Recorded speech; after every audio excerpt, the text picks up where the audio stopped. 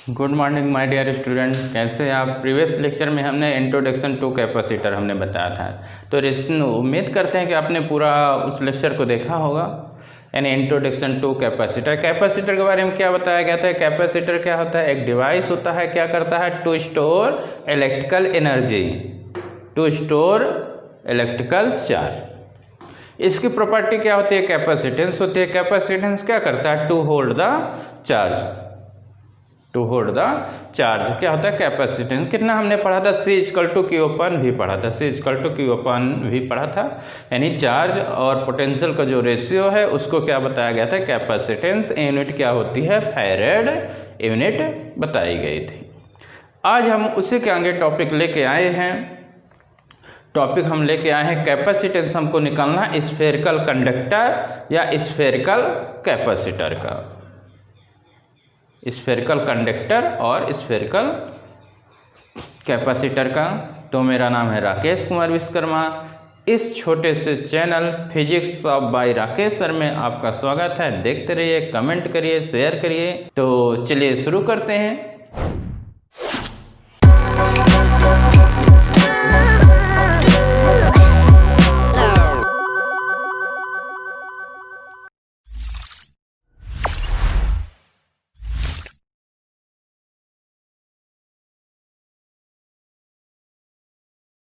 तो आज का जो टॉपिक है, टॉपिक हमने लिखा ऑलरेडी।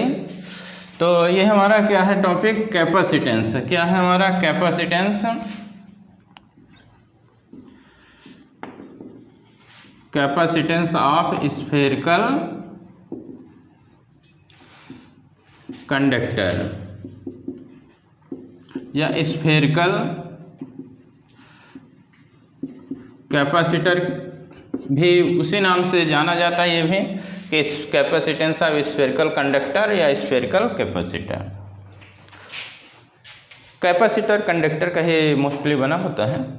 तो देखिए हमने यहाँ एक स्फेयर ले लिया, ये स्फेरिकल है, स्फेरिकल की बात चल रही है। ये हमने एक कंडक्टर है, ये हमारा कैसा कंडक्टर है, स्फेरिकल कंडक्टर है। क्या है, स्फेरिकल कंडक्टर। इसको हम कितना, ये देखिए डायग्राम हम ड्रा करते हैं, फिर हम समझा रहे हैं। इसको हम कितना चार्ज दे रहे हैं, इसको हम प्लस चार्ज देंगे। कैसा, कितना चार्ज देंगे, प्लस चार्ज देंगे। कितना चार्ज, सरफेस में प्लस चार्ज हम क्या करेंगे, देंगे। जैसे जैसे चार्ज देंगे तो क्या होगा, सरफेस पे पोटेंशियल हमारा क्या होगा, एक समान होगा। कैसा होगा, एक समान होगा। तो पोटेंशियल का इक्वेशन आपने पढ़ा है, कितना पढ़ा है, यानी ये चार्ज हम क्या कर रहे हैं, सरफेस में ये चार्ज हम क्या कर रहे हैं, ऐसे चार्ज क्या कर रहे हैं, दे रहे हैं। कितना चार्ज हम दे रहे हैं, सरफेस में चार्ज हमने मान लिया Q मान लिया। कितना चार्ज दे रहे हैं, कैपिटल Q। ये हमारा स्फेरिकल है। कितना चार्ज हमने दिया, कैपिटल Q चार्ज। इसको क्या कर रहे हैं, दे रहे हैं। अब इसके जो रेडियस है, स्फेरिकल जो कंडक्टर है, कंडक्टर की रेडियस हमने कितना मान सकते हैं, R ले लिए। अब ये हमारा स्फेरिकल कंडक्टर है, हमने इसको क्या कर दिए, चार्ज दे दिए। कितना चार्ज दे रहे हैं, प्लस Q चार्ज दे रहे हैं। कितना चार्ज हम दे रहे हैं, प्लस Q चार्ज। अब ये चार्ज जो है सरफेस में पूरी तरह से यूनिफॉर्मली क्या होता है, डिस्ट्रीब्यूटेड होता है। जो चार्ज है, चार्ज सरफेस में कैसा डिस्ट्रीब्यूटेड होता है, यूनिफॉर्मली चार्ज क्या होता है, सरफेस में डिस्ट्रीब्यूटेड हो जाता है। तो ये सरफेस आपका कैसा बन जाएगा, इक्विपोटेंशियल सरफेस। कैसा बन जाएगा, इक्विपोटेंशियल सरफेस। रेडियस हम कैपिटल R लेके चलते हैं, इसको हमने कैपिटल Q चार्ज दिए। ये चार्ज जो सरफेस है स्फेरिकल कंडक्टर का, तो वहाँ पे क्या होता है, पूरी तरह से यूनिफॉर्मली क्या होता है, डिस्ट्रीब्यूटेड हो जाता है। तो एक बार ऐसे रफली समझिए। तो जो पोटेंशियल होगा, पोटेंशियल Q/, कितना होगा, R होगा। R आप रेडियस ले रहे हो, कहाँ पे, सरफेस पे, कहीं पे भी आप लोगे सरफेस के, इतना आएगा। कैपेसिटेंस निकालना, C = कितना आपने पढ़ा, Q/V। ये भी पोटेंशियल यहाँ रख दो तो C = Q, V की जगह कितना है, Q/, कितना है, R, इतना है। अब ये कैंसिल हुआ, Q कैंसिल हुआ, तो कितना है, R/K। K की वैल्यू कितनी होती है, 1/4πε0। तो कितना आ गया आपका, यानी 4πε0 R आ जाएगा। इतना आपका क्या मिलेगा, कैपेसिटेंस मिल जाएगा। क्या मिल जाएगा, कैपेसिटेंस। हमारा एक स्फेरिकल क्या है, कंडक्टर है, रेडियस हम कितना लेके चल रहे हैं, आर लेके चल रहे हैं, कितना चार्ज दे रहे हैं, क्यू चार्ज दे रहे हैं, चार्ज इसके सरफेस में यूनिफॉर्मली डिस्ट्रीब्यूटेड हो जाता है। ये आपका सरफेस कैसा होगा, स्फेरिकल इक्विपोटेंशियल सरफेस होगा। इसके हर पॉइंट में पोटेंशियल क्या होगा, सेम होगा। तो कितना पोटेंशियल हमको मिलता है सरफेस पे, V इक्वल टू के क्यू अपान आर मिलता है। कैपेसिटेंस की बात चल रही है तो कैपेसिटेंस क्यू अपान भी आपने पढ़ा है, तो इन प्लेस ऑफ V इसको रख दोगे, क्योंकि कैंसिल आर अपान के की वैल्यू इतनी होती है, ये हो जाएगा। तो ये किसका इक्वेशन होता है आपका, ये कैपेसिटेंस ऑफ स्फेरिकल कंडक्टर का। ये आपको बताया गया था कि इस पर डिपेंड डायमेंशन में यानी साइज ऑफ जो कंडक्टर होगा उस पर डिपेंड करेगा, किस पे, साइज ऑफ कंडक्टर पे डिपेंड करेगा। बट एग्जाम में आपको जैसे लिखना है वो हम पहले लिख रहे हैं, कैसे एग्जाम में लिखना है। देखिए एग्जाम के तरह हमें लिखना है तो कैसे हम बता दे रहे हैं कैसे लिखना है। यानी ये आपका क्या है, कंडक्टर है। Let an isolated spherical conductor of radius हम कितना ले रहे हैं, रेडियस कैपिटल आर। चार्ज हम कितना दे रहे हैं, charge plus q is given to it. Then जो चार्ज होगा, चार्ज कहाँ पे पूरी तरह से फैल जाता है, द चार्ज इज डिस्ट्रीब्यूटेड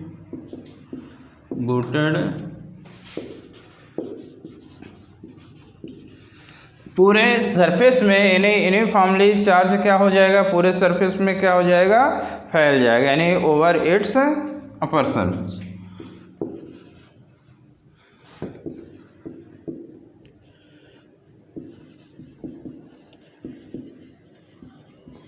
जो चार्ज है, चार्ज पूरी तरह से क्या हो जाएगा सरफेस में, यानी रेडियस हमने कैपिटल आर ले लिया, क्यू चार्ज दे दिया, charge distributed uniformly over it's out मतलब अपर सरफेस। अपर सरफेस में क्या हो जाता है, पूरी तरह से बढ़ जाता है।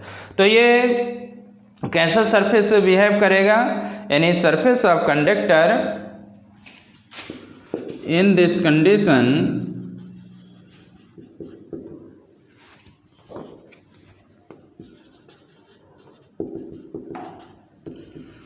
सरफेस ऑफ कंडक्टर कैसा बन जाएगा, विल बी इक्विपोटेंशियल सरफेस बन जाएगा। क्या बन जाएगा, इक्विपोटेंशियल सरफेस बन जाएगा। हम कहीं पे भी पोटेंशियल क्या कर सकते हैं, ले सकते हैं, कहीं पे भी क्या कर सकते हैं, पोटेंशियल हम क्या कर सकते हैं, ले सकते हैं। या तो कितना हो जाएगा, यहाँ पे ऐसा लग रहा है कि जो चार्ज है, चार्ज कहाँ पे, मतलब चार्ज ऑन स्फेरिकल कंडक्टर में भी assume to be concentrated at its centre. ऐसा एज्यूम कर रहे हैं कि चार्ज कहाँ, यहाँ पे है, कहाँ पे है, सेंटर पे क्या कर रहे हैं, एज्यूम कर रहे हैं, क्योंकि ऐसे इलेक्ट्रिक फील्ड लाइन्स क्या हो रही हैं, फैल रही हैं। तो जो पोटेंशियल होगा, पोटेंशियल सरफेस में कितना होगा, पोटेंशियल एट सरफेस कितना अभी बताएगा, V इक्वल टू 1 अपान के क्यू अपान कितना होता है, R होगा। तो के की value 1 upon 4 pi epsilon not और क्यू अपान R हो जाएगा। ये क्या हो जाएगा आपका, ये क्या निकल आया, पोटेंशियल निकल आया। पोटेंशियल इतना क्या होता है, सरफेस पे होता है। कहाँ पे पोटेंशियल इतना होता है आपका, सरफेस पे होता है। तो ये इतना लिखिए फटाफट, आगे हम बता रहे हैं। अब आगे देखिए, इतना तो हमारा हो गया। अब हम क्या लेना है, कैपेसिटेंस निकालना। रफ कर रहे हैं, लिख लीजिएगा। क्या चाहिए हमको, कैपेसिटेंस चाहिए। तो कैपेसिटेंस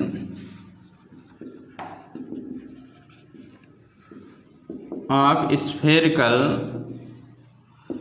कंडक्टर हमने सी माना, सी इक्वल टू कितना होता है आपने पढ़ा Q/V, तो रख दो, पहले इक्वेशन से वैल्यू रखोगे तो सी इक्वल टू Q/V की वैल्यू 1/4πε0 Q/R, क्योंकि कैंसिल आउट तो 4πε0 R आया, यानी सी इक्वल टू कितना है 4πε0 R, इतना आपको मिलेगा। ये आपका क्या है, यूनिट आपकी क्या बनेगी, कैपिटल F यानी फैरेड।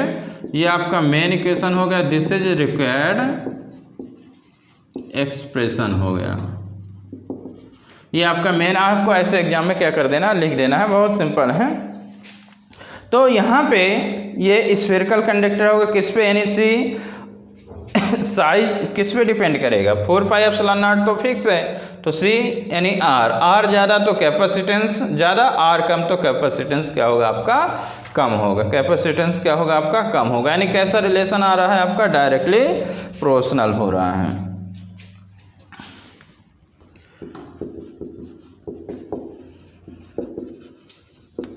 सी डायरेक्टली प्रोपोर्शनल कितना आर, यानी 4πε0 आपका कांस्टेंट बन गया। तो ये इसका ग्राफ कैसे बन सकता है आपका,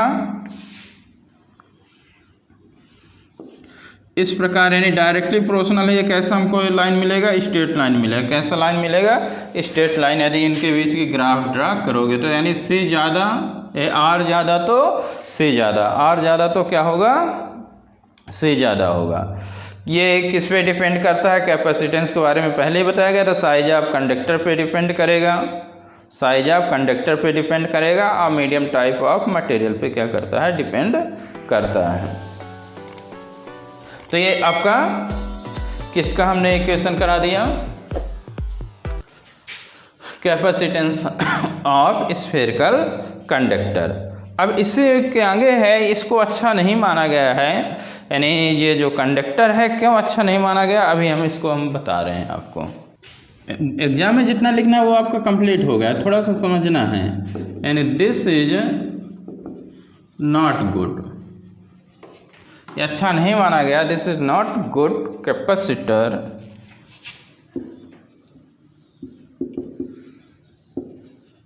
क्या अच्छा नहीं माना गया। तो देखिए आपने तो इक्वेशन पढ़ लिया, हम ये ले रहे हैं कि रेडियस कितना है, हमने कितना ले लिया, r इक्वल टू 1 मीटर, कितना रेडियस 1, तो c इक्वल टू 4πε0 अभी आपने पढ़ा है, और इनटू क्या पढ़े हो, r पढ़े हो, ठीक है। तो आपको पता है 1/4πε0 की जगह 9 × 10⁹ हम क्या करने वाले हैं, रिप्लेस करने वाले हैं। तो कितना हो जाएगा ये, अब 4πε0 है तो इसकी जगह 1/9 × 10⁹ ये गया, और इसकी जगह है 1, हमने एक जीरो ऊपर नीचे लगा दिया तो ऊपर 10, 9 × ये कितना हो जाए 10⁻10, मतलब 1/9, ये तो ऊपर जाएगा तो 11 हो जाएगा, यानी 1/9 करोगे, 1/9 तो 1.1 आएगा, समथिंग लाइक कितना हो जाएगा 10 है, या 10/9 कर दो, 10/9 तो 1 टाइम्स गया और फिर आएगा तो 1, यानी ये ऊपर गया इतना, ये आपका इतने फैरेड आ जाएगा ये, यानी कूलम पर वोल्ट या फैरेड भी लिख सकते हैं, इतना आपका आएगा। यानी ये क्या है, मतलब ये बहुत कम कैपेसिटेंस है, क्या ये बहुत कम कैपेसिटेंस है।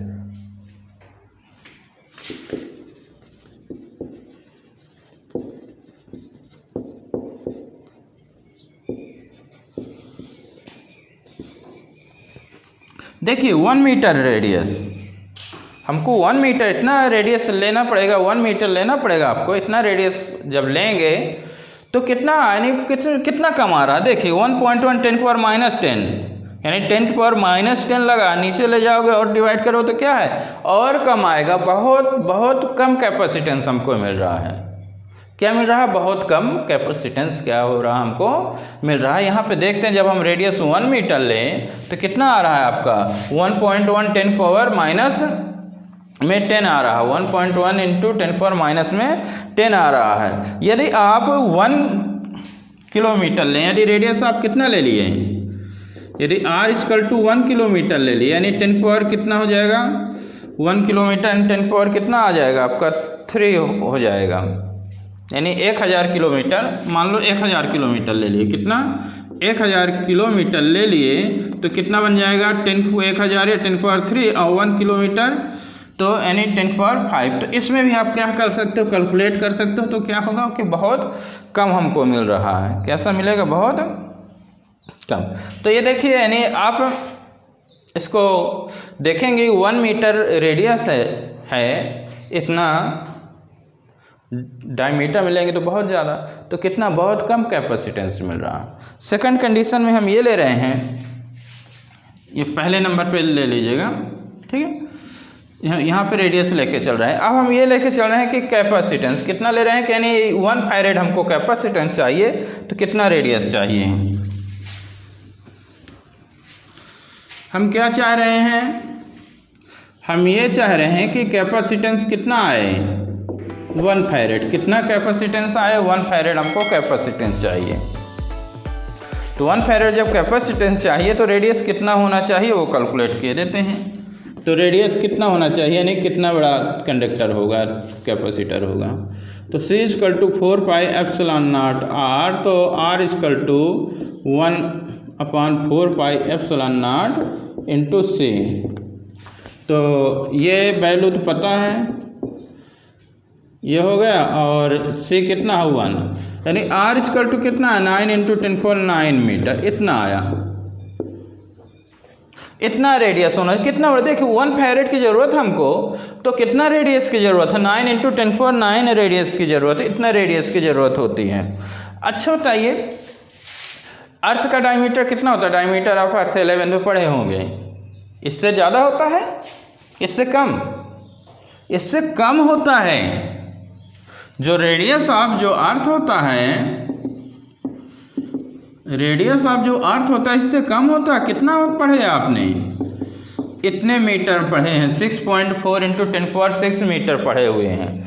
लेकिन ये क्या है उससे भी ज़्यादा 9 × 10⁹, यानी 1 फैरेड की ज़रूरत है। तो हमको अर्थ से ज़्यादा जो रेडियस ऑफ अर्थ है 6.4 × 10⁶, इससे बड़ा लेना पड़ेगा, इतना बड़ा। How can be possible, how can be possible. तो इस तरह इसके 2 पॉइंट्स थे।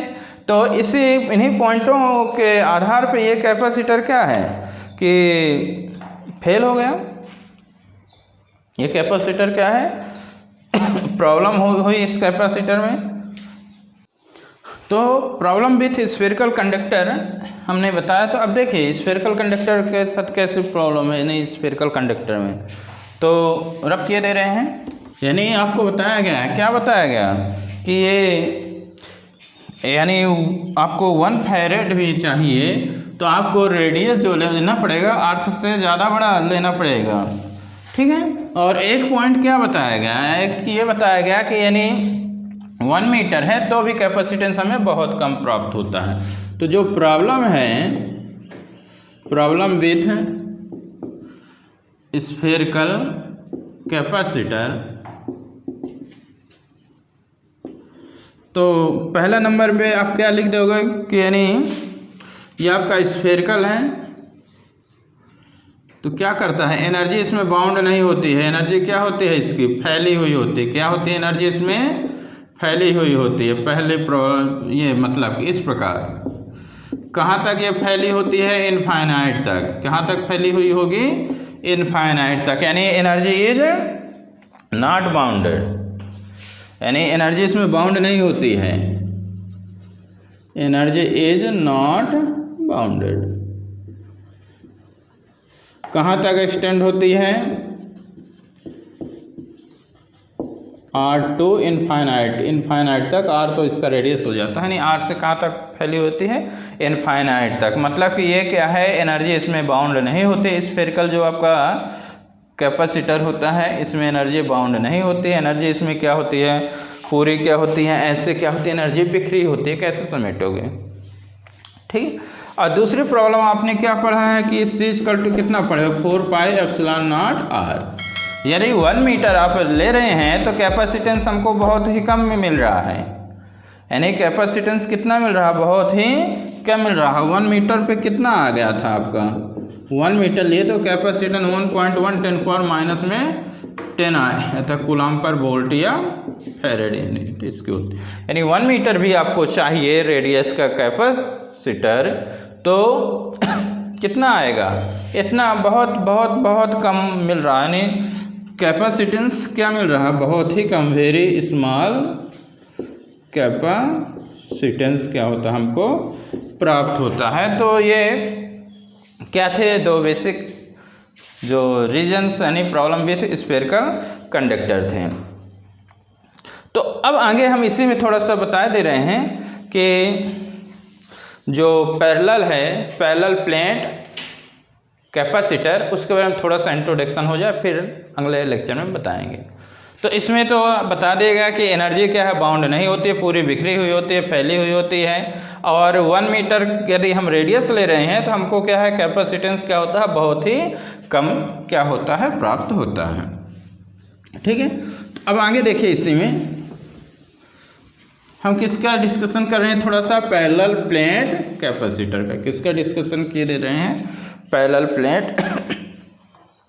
तो उसमें आपको, तो इसमें देखिए ये आपका प्लेट है, ये दूसरी ये क्या हो गई, ये प्लेट हो गई, ये पढ़ाया गया पहले भी, ये प्लस की और ये माइनस की।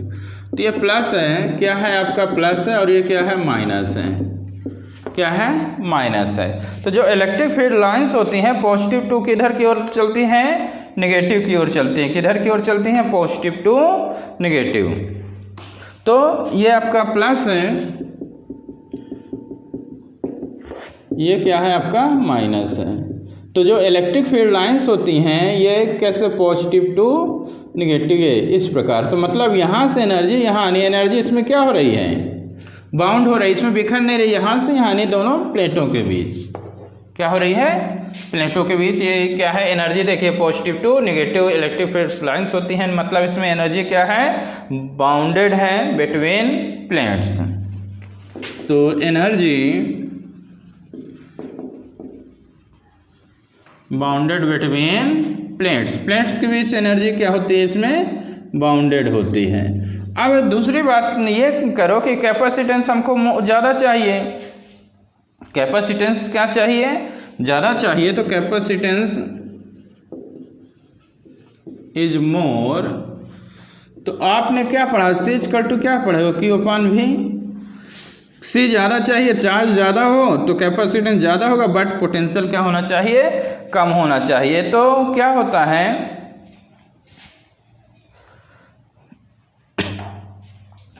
अब जो नेगेटिव प्लेट्स है, इस प्लेट के कारण पोटेंशियल क्या हो जाएगा, कम हो जाएगा। नेगेटिव प्लेट्स के कारण पोटेंशियल कम हो जाएगा, पोटेंशियल कम हो जाएगा यानी चार्ज ज़्यादा, तो कैपेसिटेंस ज़्यादा होगा, यानी कैपेसिटेंस ज़्यादा चाहे पोटेंशियल क्या होगा, कम होगा, तो कैपेसिटेंस क्या हो जाएगा, ज़्यादा हो जाएगा। तो नेगेटिव प्लेट्स के कारण क्या होगा, नेगेटिव प्लेट्स का पोटेंशियल क्या होगा, आपका कम होगा, पोटेंशियल कम होगा तो कैपेसिटेंस क्या होगा, बढ़ेगा, कैपेसिटेंस क्या हो जाएगा, बढ़ जाएगा। और इन दोनों प्लेटों के बीच की जो डिस्टेंस है वो भी क्या होना चाहिए, बहुत कम होनी चाहिए। प्लेटों के बीच डिस्टेंस क्या होना चाहिए, बहुत, यानी एरिया, जो एरिया होगा, एरिया ऑफ जो प्लेट्स होना चाहिए, यानी एरिया ऑफ बोथ प्लेट्स क्या होना चाहिए, सेम होना चाहिए।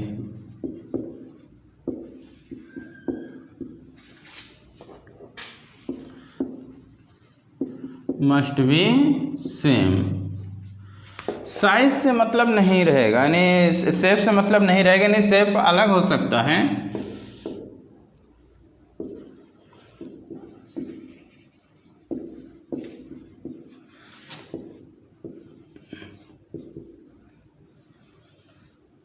ये ऐसा ले लिए, क्या ले लिए, इस प्रकार ले लिए।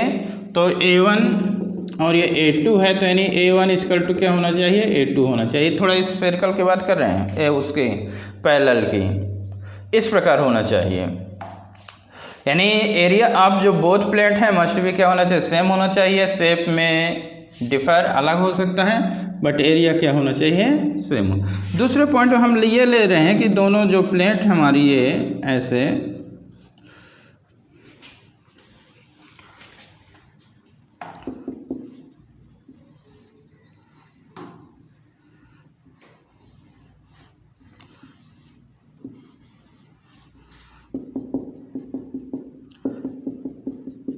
प्लेटों के बीच की जो डिस्टेंस डी होगी, डी क्या होना चाहिए, बहुत बहुत बहुत कम होना चाहिए। डिस्टेंस क्या होना चाहिए, बहुत कम होना चाहिए, किससे, एरिया से, यानी distance between plates must be small. क्या होना चाहिए, मस्ट बी स्मॉल होना चाहिए, नहीं बहुत क्या होना चाहिए, कम होना चाहिए, क्या होना चाहिए, बहुत। जो हमारी प्लेट्स हैं, जैसे ये प्लेट्स हो गए, इनके बीच की जो डिस्टेंस है, जो एरिया है, एरिया कंपेयर में क्या होना चाहिए, कम होना चाहिए। तो ये थोड़ा सा ध्यान रखना है। यानी प्लेट बिहेव, यानी ये आपको ध्यान रखना थोड़ा सा, और इसमें बाकी अगले उसमें लेक्चर में बताएंगे कि इन पॉइंटों को थोड़ा सा एक बार ज़रूर पढ़ रहिएगा, तभी आपको आगे क्या हो जाएगा, आपको पूरा समझ में आ जाएगा। अब यहाँ पे आपको ये बता दिया गया कि पहले पे ये बता दिया गया पहले पॉइंट में कि एरिया पे जो बोथ प्लेट्स हैं मस्ट भी क्या होना चाहिए, सेम होना चाहिए, ये से भले ही डिफर करता हो। दूसरे पॉइंट में बताया गया कि जो आपके पास जो प्लेटें हैं, दो प्लेटें हैं, जो इनके बीच की जो डिस्टेंस है बहुत कम होना चाहिए, क्या होना चाहिए, बहुत कम होना चाहिए। और इलेक्ट्रिक फील्ड क्या होगी, बहुत ज़्यादा स्ट्रांग होगी बिटवीन क्या होगी, प्लेट्स। इलेक्ट्रिक फील्ड क्या हो जाएगी, स्ट्रांग हो जाएगी। तो इस प्रकार इसको थोड़ा सा, ये एक ऐसे जनरल है। और अगले लेक्चर में हम पैरेलल प्लेट जो कैपेसिटर उसको लेके आएंगे। ये आपको कैसा लगा ये वीडियो, कमेंट करके ज़रूर बताइएगा। देखते रहिए, शेयर करिए। Okay, thank you.